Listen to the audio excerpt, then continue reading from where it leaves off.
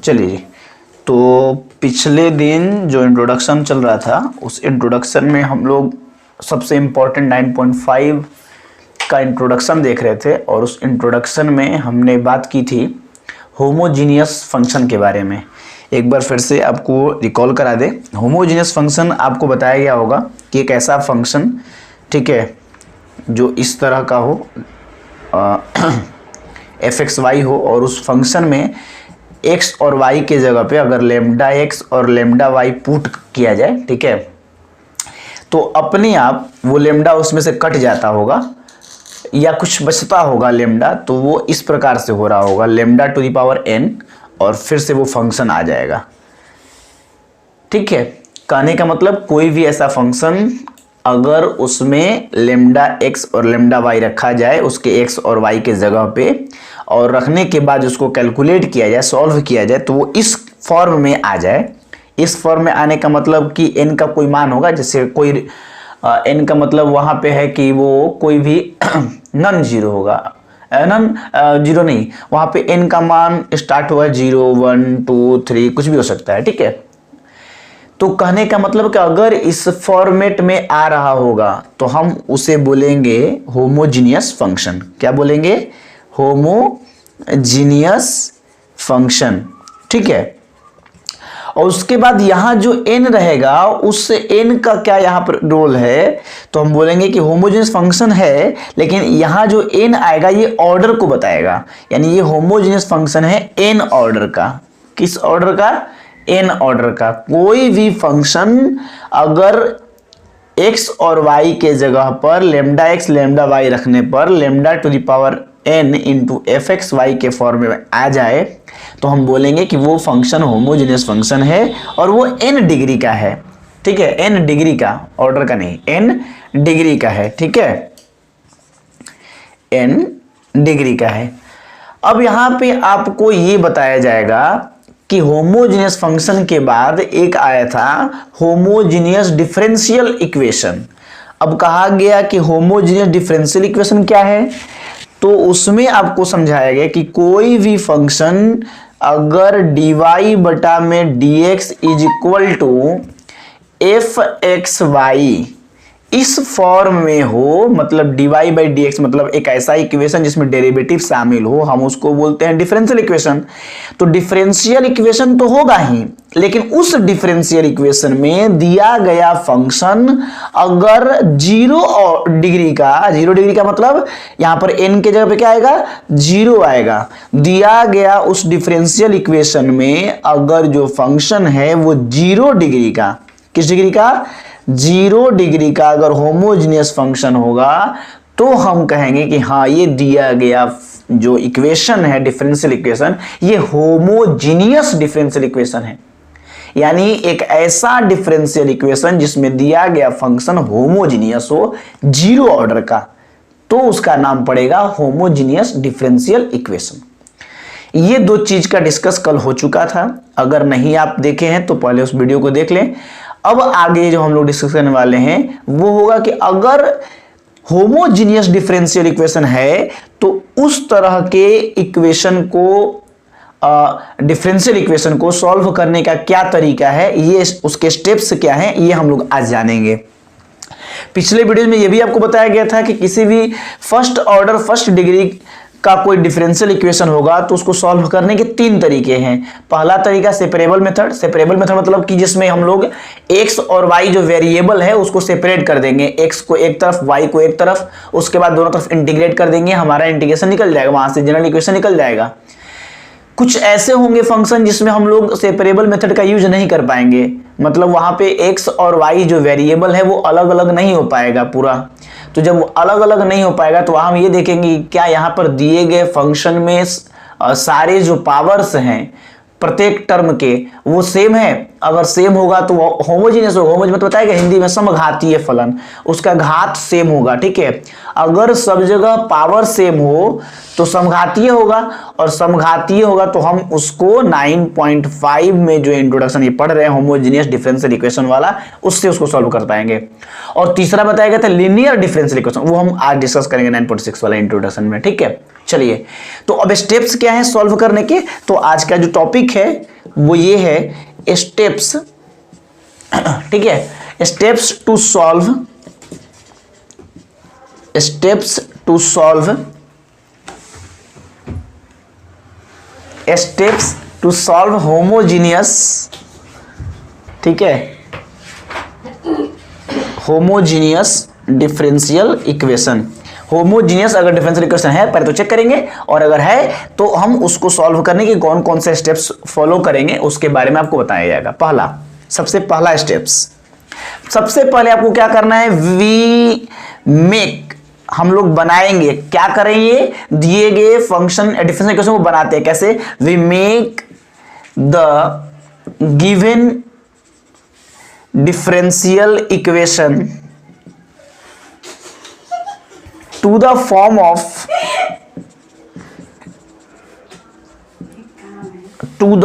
of dy by dx, ठीक है, is equal to F X Y. क्या लिखा गया, dy by dx is equal to F X Y is equal to G Y by X. बात ध्यान समझिएगा इस चीज को जो लिखा गया है। इसमें क्या बताया गया, सबसे पहला स्टेप ये है कि कोई भी आपको फंक्शन दिया गया, डिफरेंशियल इक्वेशन दिया गया है, तो आप उसको इस रूप में चेंज कीजिए, बनाइए, कन्वर्ट कीजिए। किस रूप में, कि dy by dx हो जाए, कुछ उसमें डेरिवेटिव आ जाए। जैसे अभी कल आप एक क्वेश्चन देख रहे थे, मुझे याद आ रहा है, शायद वो इस प्रकार से था, x square x y d y, कल पहला क्वेश्चन जो लिया गया था। फिर मान के चलिए x था शायद ऐसे एक्स स्क्वायर वाई स्क्वायर, कुछ इस प्रकार से था dx। तो ये इक्वेशन दिया था डिफरेंशियल इक्वेशन, हम इसको क्या करेंगे, पहले इस फॉर्म में ले आएंगे। इस फॉर्म में कैसे लाना होगा, मतलब dy by dx करेंगे, dy by dx, बाकी सारे फंक्शन को एक तरफ कर देंगे, ये सब गुना वाला सब एक तरफ आ जाएगा। क्या किया गया, तो उसको इस फॉर्मेट में लाया गया, dy by dx एक तरफ, और कोई फंक्शन जो है एक्स वाई वाला वो एक तरफ हो जाए। सबसे पहला स्टेप, समीकरण एक बना देते हैं, मतलब पहला स्टेप में हमको ये काम करना है, ठीक है। उसके बाद सेकेंड स्टेप क्या है, इसको डाल दीजिएगा। तो सेकेंड स्टेप में कह रहा है, we make the substitution, we make the substitution, we make the substitution, ठीक है, let y by x is equal to v. हमको क्या करना है, दिए गए फंक्शन को ऐसे बनाना है, फिर उसको इस फॉर्मेट में ले आ देना है y बाई एक्स के फॉर्म में, और या तो ऐसे या ऐसे जो भी हो।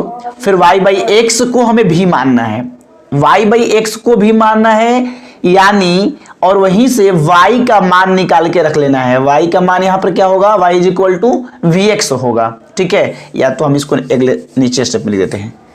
क्या करना होगा, y बाई एक्स को भी मानना होगा, ध्यान से सुनिएगा, y बाई एक्स को भी, फिर यहां से y इज इक्वल टू क्या हो जाएगा, भी एक्स। पता है आपको, जब सब्स्टिट्यूशन मेथड पढ़ा रहे थे तो उसमें आपको समझाया गया था कि जब भी हम लोग सब्स्टिट्यूट करते हैं, किस चीज को मानते हैं, तो मानने के बाद उसको डिफरेंशिएट करते हैं। क्या करते हैं, डिफरेंशिएट करते हैं, ठीक है। इस समीकरण 2 हो गया। जैसे ही मानेंगे हम लोग इसको डिफरेंशिएट करेंगे। डिफरेंशिएट में क्या लिखते हैं, now on differentiating both sides, both sides, ठीक है, with respect to x we get. जैसे हम लोग मानेंगे उसको डिफरेंशिएट करेंगे दोनों तरफ x के सापेक्ष, तो y का क्या होगा, dy बाई dx, और यहां पे भी कांस्टेंट के फॉर्म जैसा लगता है उसको, ठीक है। तो कांस्टेंट नहीं है, हालांकि यहाँ पर वेरिएबल के रूप में एक माना गया है। तो आप u इंटू भी का फॉर्मूला लगा दीजिए। मान लीजिए u निकला, मतलब यहाँ से v को बाहर करेंगे तो x को डिफरेंशिएट करेंगे, x का डिफरेंस क्या होगा 1। फिर x को बाहर करेंगे तो v को डिफरेंशिएट करेंगे तो v का क्या होगा dv बाई dx, यानी यहां से dy by dx is equal to v plus x into d v by d x. ठीक है, ये इक्वेशन हो गया थर्ड। ध्यान से देखिएगा, सबसे पहला काम आप उसको इस फॉर्मेट में ले आइए। उसके बाद यहां सेकेंड स्टेप में y बाई एक्स को भी मानना है। अब जरा समझिए यहां एक चीज, कभी कभी ऐसा होगा कि y बाई एक्स नहीं x बाई वाई को मानना होगा। तो वो कैसे आपको पता चलेगा, वो इस प्रकार से चलेगा, अगर dy बाई डी एक्स है तो y बाई एक्स को मानेंगे क्योंकि y बटा में x है, और अगर x बटा में y हो जाए मतलब dx बटा में dy होगा तो वहां पे हम लोग उसको भी उलट देंगे। अगर ये जैसे है वैसे ही मानना होगा, ये याद रखिए, दिमाग में इस बात को बैठाइए। y बटा में x है तो y बटा x को भी मानना है, ठीक है। और अगर dx बटा में dy होगा मतलब x बटा में y तो x बटा y को भी मानेंगे। जो होगा उसके अनुरूप हम लोग कार्य करेंगे, वो आपको क्वेश्चन में हम लोग डिस्कस करेंगे। तो पहला स्टेप में ऐसे फॉर्मेट ले आइए, सेकेंड स्टेप में y बाई एक्स है या x बाई वाई है, जो भी है उसको आप भी मानिए। देखिए ना y बाई एक्स है ना, y बाई एक्स है तो जो होगा उसी को हमको भी मानना है। भी मानने के बाद हमें वहां से y का वैल्यू कैलकुलेट करना है, जो ऊपर रहेगा y है तो y, x रहेगा तो x, और उसके बाद उसको डिफ्रेंशिएट करेंगे और इन दोनों को, ध्यान से, इन दोनों को फिर वहां जो हम लोग इक्वेशन बनाए थे उसमें पुट करेंगे। ये देखिए थर्ड स्टेप। सेकेंड स्टेप था, पहला स्टेप में फॉर्मेट ले आएंगे, सेकेंड स्टेप में सब्स्टिट्यूट करेंगे, सब्स्टिट्यूट करने में ही उसको हम डिफरेंशिएट करेंगे। उसके बाद थर्ड स्टेप क्या है, थर्ड और फाइनल स्टेप, ये देखिए यहां से हटा देंगे इसको। थर्ड स्टेप में नाउ जो आया है दोनों, वो दोनों को थर्ड स्टेप में क्या करना है, now putting the values of, अब वो आपका जो मान आया है, कौन कौन, दो इक्वेशन जो अभी हम लोग माने थे और जो डिफरेंशिएट किए थे, इक्वेशन 2 और 3 करते थे हम लोग, जब मानते थे और डिफरेंस दोनों को हम लोग इक्वेशन फर्स्ट में पुट करते थे, तो वहां भी यही करना है। Now putting the values of equation second and third in equation first, समीकरण 1 में 2 और 3 का मान लोग रखेंगे, ठीक है। वी गेट रखने पर हम लोग उसको प्राप्त करते हैं। क्या प्राप्त करेंगे, ध्यान से देखिए। तो आपको शुरुआत में क्या इक्वेशन फर्स्ट क्या था, dy बाई dx था ना, इज इक्वल टू fxy था, यही था ना। अब इस बार क्या किया जाएगा कि हम लोग वहां पे जैसे ही मान पुट करेंगे, इसमें कौन सा दोनों मान रखना है, एक रखना है y is equal to v x, ये इक्वेशन फर्स्ट था, ये इक्वेशन सेकेंड था, और dy by dx is equal to v plus x into d v by d x, ये आपका इक्वेशन थर्ड था। ये 3 इक्वेशन आया था। तो ध्यान से देखिए, इन आ जाइए, इन फर्स्ट इक्वेशन में इन दोनों इक्वेशन के वैल्यूज को पुट करना है। तो क्या करेंगे, यहां dy बाई dx के जगह पे dy बाई dx का मान रखेंगे, यानी v plus x into d भी बटा में dx इज इक्वल टू, और इधर जो फंक्शन है उस फंक्शन में y का वैल्यू रखेंगे, तो fxy के जगह पे हम क्या रखेंगे, ध्यान से सुनिएगा, vx, जहां y है वहां पर रखेंगे vx, तो वो फंक्शन क्या हो जाएगा, v में आ जाएगा। जैसे ही हम लोग यहां रखेंगे तो x वगैरह कुछ कट जाएगा, और वो फंक्शन में चूंकि पहले y था तो fxy लिखे थे, अब ये फंक्शन क्या हो जाएगा, चूंकि x कट जाएगा v के फॉर्मेट में आ जाएगा, यानी वो जैसे x रहता है तो हम लोग fx बोलेंगे, y रहेगा तो fy बोलेंगे, ऐसे ही वहां पर भी हो जाएगा तो हम उसको थोड़ा g भी नाम दे देते हैं। मतलब g मतलब वहां पर पता है ना, किसी भी फंक्शन को fx gx ऐसे दिखाते हैं हम लोग, और जो वेरिएबल उसको ब्रैकेट में, चूंकि अब वेरिएबल भी रहेगा, चूंकि हम भी के फॉर्म में उसको कन्वर्ट कर दिए हैं सब्स्टिट्यूट करके, तो अब ये जो है कि नहीं, फर्स्ट इक्वेशन ऐसा हो जाएगा। फर्स्ट इक्वेशन में हम लोग क्या कर रहे हैं, फर्स्ट इक्वेशन में इन दोनों इक्वेशन के वैल्यूज को पुट करेंगे, तो dy बाई dx के जगह पे dy बाई dx का वैल्यू, और इस साइड में जो फंक्शन था उस फंक्शन में पहले x और y था, लेकिन अब हमने पता है ना कि x और y दोनों होगा, इस प्रकार से मान लीजिए होगा y बटा में x कुछ फंक्शन होगा, कुछ भी मान लीजिए चलिए, और वहां पे आप y के जगह पे vx जब ये मान वाला पुट कीजिएगा तो क्या हो जाएगा, vx बटा में x, x कर दे तो ये फंक्शन सिर्फ किस में बच जाएगा, v में बच जाएगा। समझ रहे हैं? तो अब उस फंक्शन को हम क्या बोलेंगे, v के फॉर्म में होगा। तो f जैसे x होता है तो fx बोलेंगे, y है तो fy बोलेंगे, तो fx gx ऐसे फंक्शन को डिनोट किया जाता है, तो वैसे हम लोग g भी उसको बोल रहे हैं। ठीक है, चलिए अब देखिए ये क्या हो गया, होमोजीनियस फंक्शन जो था अब वो धीरे धीरे सबसे क्या बोलते हैं सेपरेबल मेथड के ही फॉर्मेट में आ गया। अब यहां पे आपको दो चीज दिख रहा होगा, एक तो v दिख रहा है, एक x दिख रहा है। अब यहीं से v वाले को एक तरफ और x वाले को एक तरफ का कार्य किया जाएगा, मतलब लास्ट में सेपरेबल मेथड में ये प्रवेश कर जा रहा है, ये वहां तक लाने का प्रोसेस है। देखो अब यहां से क्या करोगे, v को v वाले की तरफ कर दो, ये भी v में फंक्शन है, ये तो v ही है। इधर क्या बच जाएगा, x इंटू डी वी बटा में dx।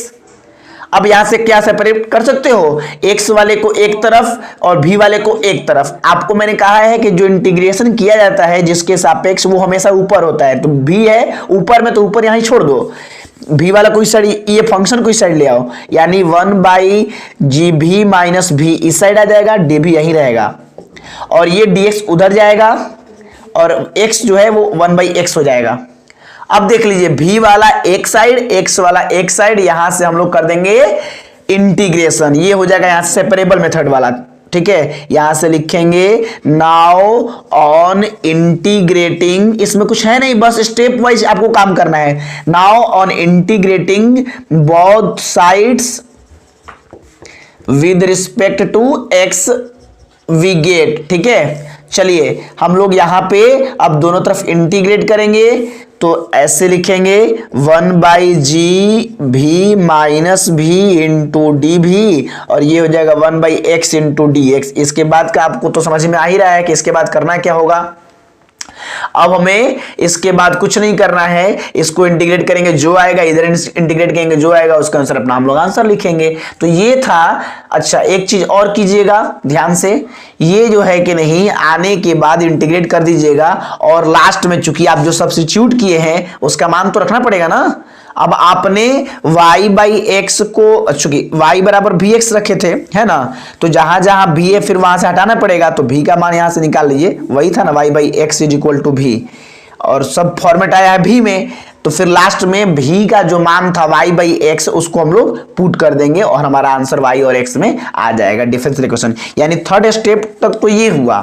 ठीक है, और फोर्थ स्टेप क्या है, इसके बाद लास्ट फाइनल स्टेप वो है, फाइनल स्टेप में कह रहा है फोर्थ में कि नाउ उसके बाद क्या करेंगे, बाय रिप्लेसिंग, हम लोग रिप्लेस कर देंगे, पुट कर देंगे उसको। ठीक है, रिप्लेसिंग जो पहला इक्वेशन हम लोग माने थे फर्स्ट, वहां से सेकंड इक्वेशन के जस्ट पहले क्या था, y/x को हम भी माने थे जहां सब्स्टिट्यूट किए थे, replacing y/x is equal to v। ठीक है, y/x के जगह पर हम लोग सॉरी y/x लिखिए, v बराबर y/x लिखिए, ऐसे v के जगह पे y/x रिप्लेस कर देंगे। ठीक है, बाय रिप्लेसिंग इतना इक्वल टू इतना, माने इसको इससे रिप्लेस करने पर या रखने पर we get the general solution of the given differential equation. ठीक है, ये है आपके 4 स्टेप। फिर से बारी बारी सुनिए, भले आपको यहां पर लिख रहा होगा बहुत भारी दिख रहा है, कुछ नहीं, एक क्वेश्चन देखेंगे उसी पर बस बिठाते जाना है, और इंटीग्रेशन अनेक प्रकार के आएंगे, आप उसको बनाएंगे। ठीक है, बस स्टेप वाइज काम करना है। फर्स्ट स्टेप, आप उस फंक्शन को dy बाई, देख लीजिए सब एक बार मैं लिख रहा हूं, इसको हटा देता हूं और फिर से दिखा देता हूं आपको केवल काम वाला चीज। फर्स्ट स्टेप में आपको ये करना है dy by dx is equal to fxy के फॉर्मेट में लाना है। सेकेंड स्टेप में आपको y/x है तो y/x को रिप्लेस कर देना, भी मान लेना है। उसके बाद आप इसको ऐसे ही मानेंगे तो y इक्वल टू vx हो जाएगा, और y/vx हो जाएगा, तो यहाँ से आप इसको डिफरेंशिएट करेंगे तो dy/dx, और इसको याद कर लीजिए, v बाहर आएगा तो dx/dx 1 होगा, लिखेंगे ही नहीं, x बाहर आएगा तो v का करेंगे dv/dx होगा, तो याद ही कर लेना है इसको तो कि v बाहर x dv/dx हो जाए। ठीक है, उसके बाद इन दोनों को किसको ये समीकरण एक रहेगा, ये समीकरण 2, ये समीकरण 3। अब समीकरण 1 में इन दोनों को वैल्यू पुट करेंगे, d y by d x जगह पे रखेंगे ये वाला मान, तो v plus x into d v by d x होगा, और इसमें जब हम लोग ये रखेंगे तो ये हो जाएगा v के फॉर्मेट में आ जाएगा। उसके बाद हम लोग सब्स्टिट्यूट करेंगे, सेपरेट करेंगे v वाले को एक तरफ, तो जी भी माइनस भी और x into d v by d x, फिर x को एक तरफ v को एक तरफ, तो ये v वाला एक साइड ले आएंगे, 1 बाई जी बी माइनस भी इंटू डी भी, 1 by x into D x. उसके बाद इसको इंटीग्रेट कर देंगे, इंटीग्रेशन के बाद जो आएगा उसमें ये वाला जो v का मान है y बाई एक्स उसको हम पुट कर देंगे, हमारा फाइनल आंसर आ जाएगा। यही पूरा 4 स्टेप आपको सब जितने सारे होंगे होमोजेनियस डिफरेंशियल इक्वेशन सब में लागू करना है। ये था 9.5 का थ्योरी, ठीक है। चलिए अब एक अंतिम है 9.6 लीनियर डिफरेंशियल इक्वेशन, थोड़ा हम उसको भी देख लेते हैं और इसी के साथ ये थ्योरी समाप्त होगा। फिर एक्सरसाइज बारी बारी आपको डाला ही जा रहा है, ठीक है, और उसको हम डाल भी देंगे, कल तक तो सब डाल ही दिया जाएगा, कल तक 9.6 तक आपको डाल दिया जाएगा, मैं उम्मीद करता हूँ, ठीक है।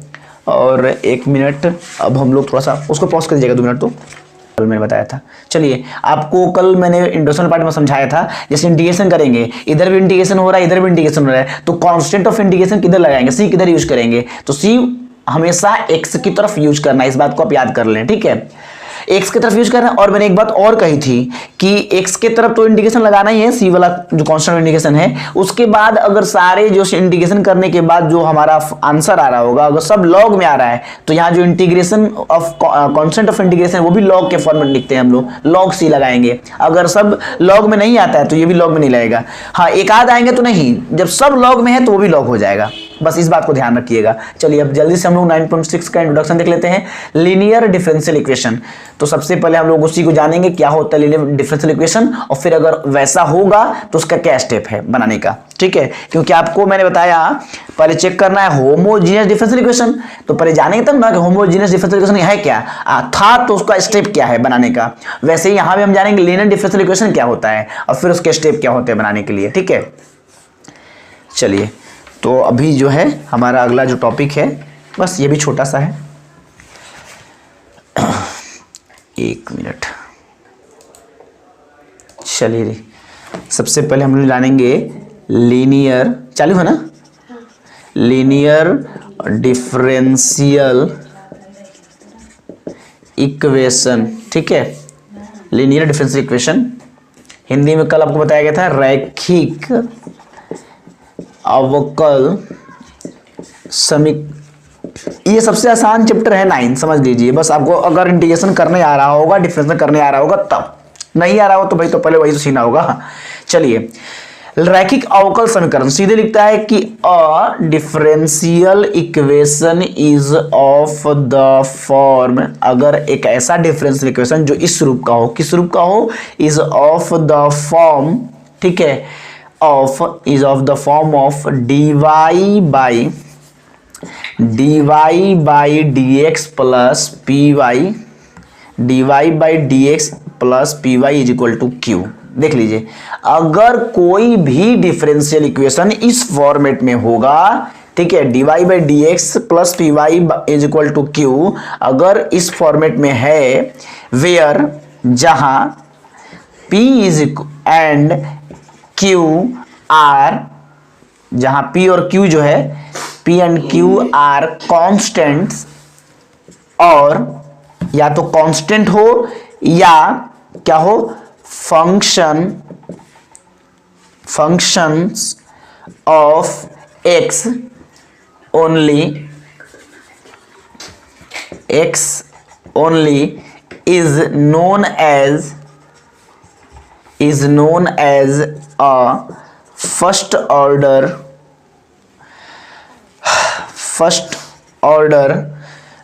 is known as a first order linear differential equation, is known as a first order linear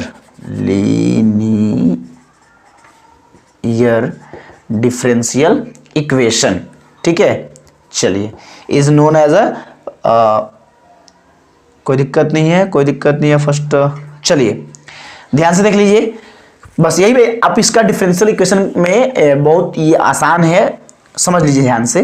कहता है कि कोई भी डिफरेंशियल इक्वेशन अगर इस रूप में दिखाई दे या इस रूप में बनाया जा सके जहां P और Q क्या होना चाहिए, या तो कांस्टेंट हो या केवल x का, y का नहीं, x का फंक्शन हो, अगर ऐसा होता है तो हम उसे फर्स्ट ऑर्डर का लीनियर डिफरेंशियल इक्वेशन कहेंगे।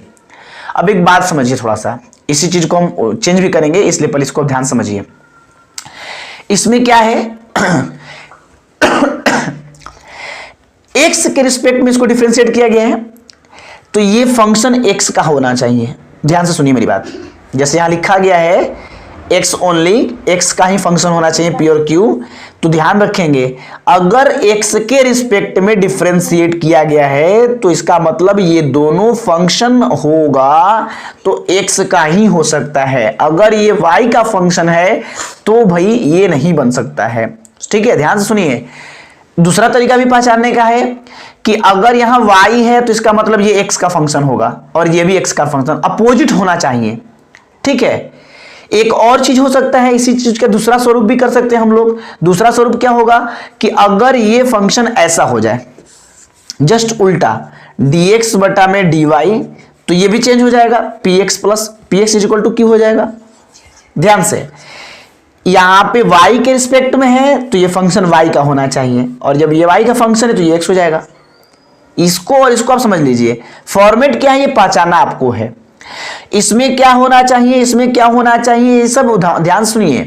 अगर ऊपर में y है तो यहां भी y होगा, अगर x है तो यहां भी x होगा।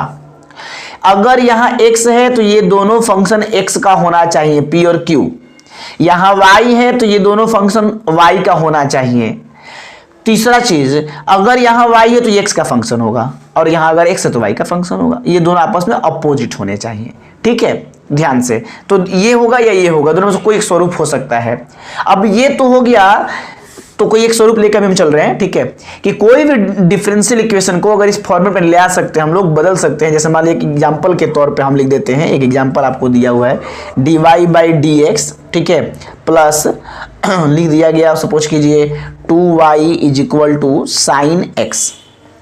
अभी देखने से ही आपको लगेगा कि ये सच में ये उस फॉर्मेट पे है, ये उस फॉर्मेट पे है। क्यों है? क्योंकि देखिए dy बाई dx है, और सबसे बड़ी बात, अगर ये x के सापेक्ष डिफरेंशिएट किया गया है, एक मिनट ठहरिएगा, तो सापेक्ष डिफरेंशिएट किया गया है तो ये देखिए ये p और ये q दोनों x का फंक्शन होगा या कांस्टेंट होगा। कहा गया ना, या तो x का फंक्शन होगा या कांस्टेंट होगा। तो देखिए p का मान कांस्टेंट है और q क्या है, x का फंक्शन है। यहां अब y है तो यहां सब x का होना चाहिए, ये भी बात है। तो इस तरह के जो फॉर्मेट में आपको इक्वेशन दिए होंगे डिफरेंशियल इक्वेशन, हम उसको बोलेंगे लीनियर डिफरेंशियल इक्वेशन। पहचान में आ रहा है? या इसको एक और एग्जांपल दे सकते हैं, दूसरा, इसको हम ऐसे लिख सकते हैं dx बटा में dy, वहां पे कुछ ऐसे लिख दिया, मान लीजिए cos x into cos y into x, और उसके बाद इज इक्वल टू कुछ दे दिया, मान लीजिए जैसे 2y कुछ दे दिया, सपोज कीजिए। बोलिए ये भी है कि नहीं है? एकदम है। क्यों? क्योंकि यहां y के रिस्पेक्ट में डिफरेंशिएट किया गया है तो ये दोनों फंक्शन y के ही होंगे। ठीक है, और यहां पे x है तो यहां भी x है। तो ये पूरा फॉर्मेट, अब मैं सब बात को भूल करके आपको एक सिंपल सा बात समझा रहा हूं, उस बात को अब ध्यान से समझिए, ध्यान से सुनिए। x के रिस्पेक्ट में है, डिफरेंशिएट किया गया तो p और q x का फंक्शन होना चाहिए, बस बात खत्म। उसके अलावा बाकी जो है वो सब y में हो, उससे मतलब नहीं है हमको। अगर ऐसा है तो ये differential equation, linear differential equation कहलाएगा। अब इसके स्टेप्स क्या हैं इसको देखिए, 3 स्टेप्स 4 स्टेप्स इसके भी हैं, 3 स्टेप्स हैं, और 3 स्टेप में सॉल्व भी हो जाएगा, खत्म काम। चलिए इसके स्टेप्स क्या हैं उसको देखें। ठीक है, तो नेक्स्ट जो टॉपिक है देख लीजिएगा, पूरा आ रहा है ना, स्टेप्स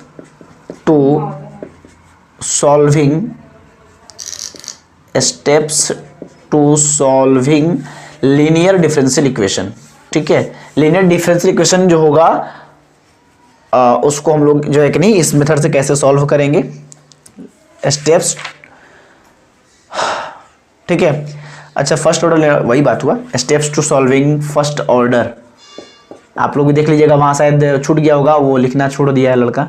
फर्स्ट ऑर्डर आ रहा है पूरा, देख लीजिए पूरा दिख रहा है। चलिए, यानी first order linear differential equation होगा तो उसको सॉल्व करने के क्या तरीके हैं, क्या स्टेप्स हैं। तो पहला स्टेप में क्या कर रहा है कि राइट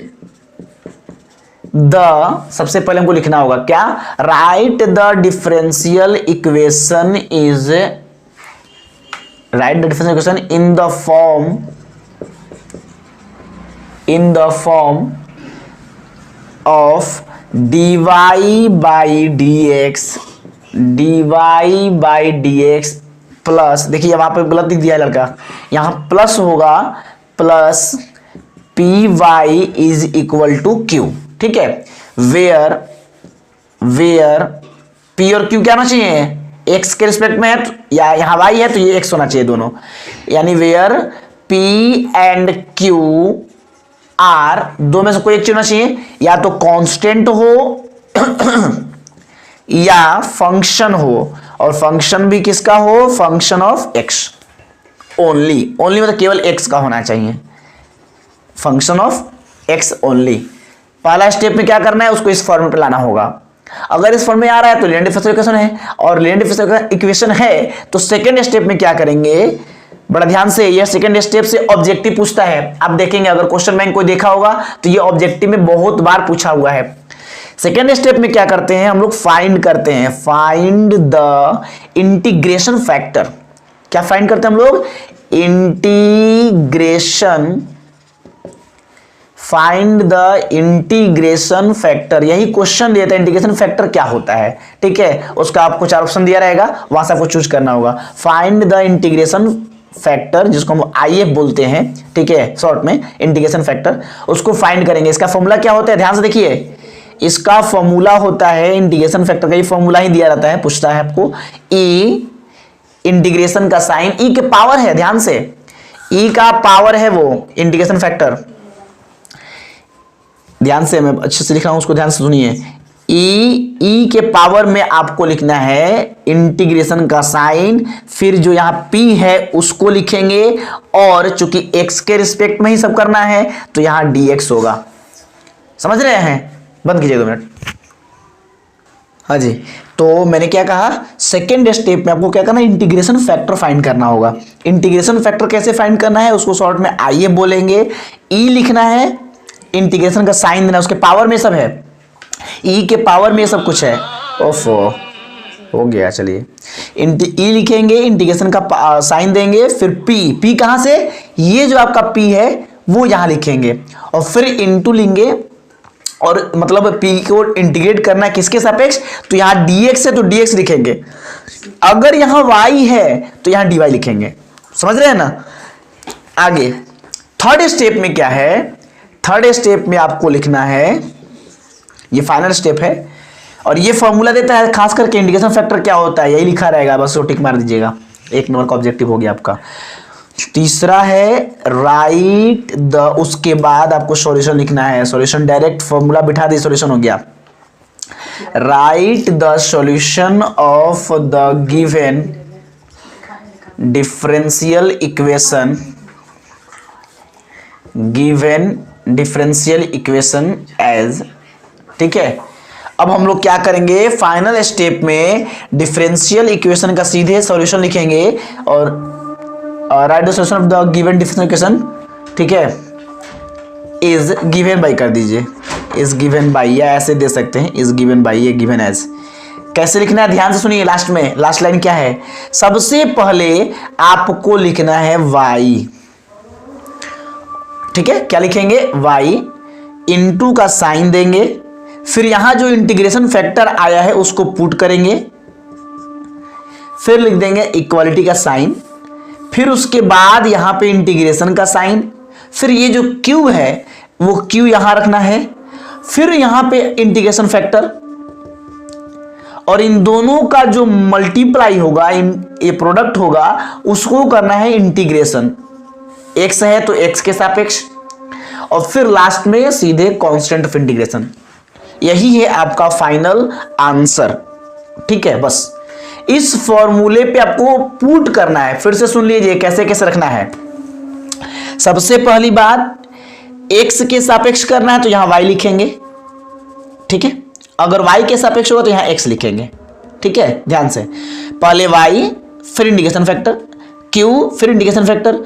इधर साइड को कुछ नहीं करना है, इधर साइड को इंटीग्रेशन करना है और c लगा देना है, बात खत्म। y into I F, q into I F का इंटीग्रेशन और प्लस c। इसके पहले में ही आई एफ चूंकि निकल चुका है और वो फॉर्मेट वगैरह यहां से p और q निकल ही जाएगा, तो सब जो जहां मांगता है वहां उसको रख दीजिए और सॉल्व कर दीजिए। तो ये है आपका 9.6 का थ्योरी। इसमें कुछ नहीं करना है, सिंपल, बस आपको चेक करना है कि ये फॉर्मेट में है कि नहीं। ये लीनियर डिफरेंशियल इक्वेशन अगर इस फॉर्मेट में है, गिरेगा मोबाइल, देखिएगा, ठीक कर लीजिए। ठीक है, अगर लीनियर डिफरेंशियल इक्वेशन के फॉर्मेट में है तो वहां से p निकालिए, q निकालिए। p और q फिक्स हो, यहाँ पे आपको ध्यान रखना है, या तो वो दोनों कांस्टेंट होना चाहिए, या अगर x के रिस्पेक्ट डिफरेंशिएट किया तो x का ही फंक्शन होना चाहिए। ये सब कुछ है। उसके बाद आपको वहां पे से इंटीग्रेशन फैक्टर निकालना होगा।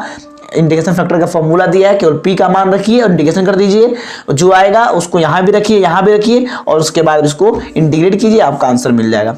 दूसरा चीज आपको ध्यान देने वाली बात यह है, मैंने जो कहा कि कभी कभी ऐसा हो जाएगा, ये साफ पूरा चेंज हो जाए, तो मैं उसको दिखा देता हूं आपको, थोड़ा सा समझ लीजिए।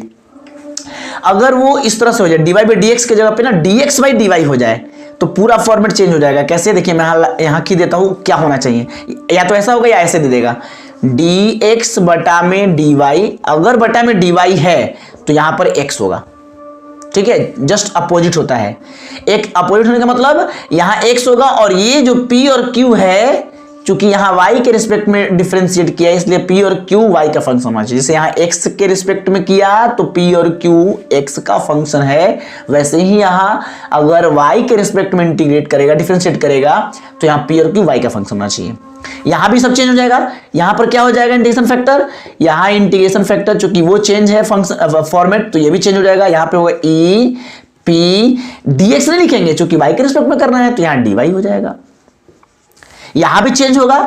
यहां पर क्या चेंज हो जाएगा, देखिए मैं उसको मैं अलग से लिख रहा हूं, अलग ब्रैकेट करके, कि वो अगर अलग तरीका है तो उस तरीके में इसको क्या लिखेंगे, y के जगह क्या लिखेंगे, चूंकि ध्यान से सुनिए, चूंकि यहां पर इस बार y के रिस्पेक्ट में करना है ना, x के रिस्पेक्ट में करना है तो y लिखते थे, y के रिस्पेक्ट में करना है तो x लिखेंगे, इनटू आई एफ तो रहेगा ही, q तो रहेगा ही, आई एफ तो रहेगा ही। अच्छा, चूंकि यहां x के रिस्पेक्ट में डिफरेंशिएट था तो x के रिस्पेक्ट में ही इंटीग्रेट किया गया है। यहां पर चूंकि y के रिस्पेक्ट में डिफरेंशिएशन है, इसलिए y के रिस्पेक्ट में डिफरेंशिएट करना होगा। एक चीज और, ये दोनों अपोजिट होगा, ये y है तो x के रिस्पेक्ट में, अगर x है तो y के रिस्पेक्ट में, और प्लस कांस्टेंट ऑफ इंटीग्रेशन।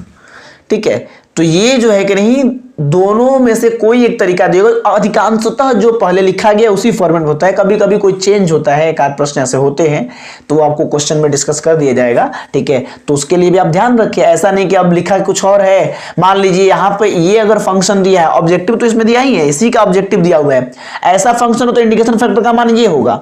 लेकिन अगर फंक्शन ऐसा हो जाए तो इंटीग्रेशन फैक्टर का मान चेंज होगा कि नहीं होगा।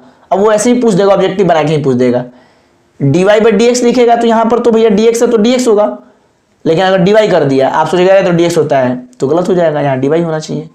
समझ गए, तो जैसा होगा वैसा हम लोग रूप यूज करेंगे, तो कोई दिक्कत नहीं है। तो मिलते हैं नेक्स्ट वीडियोज में। ठीक है।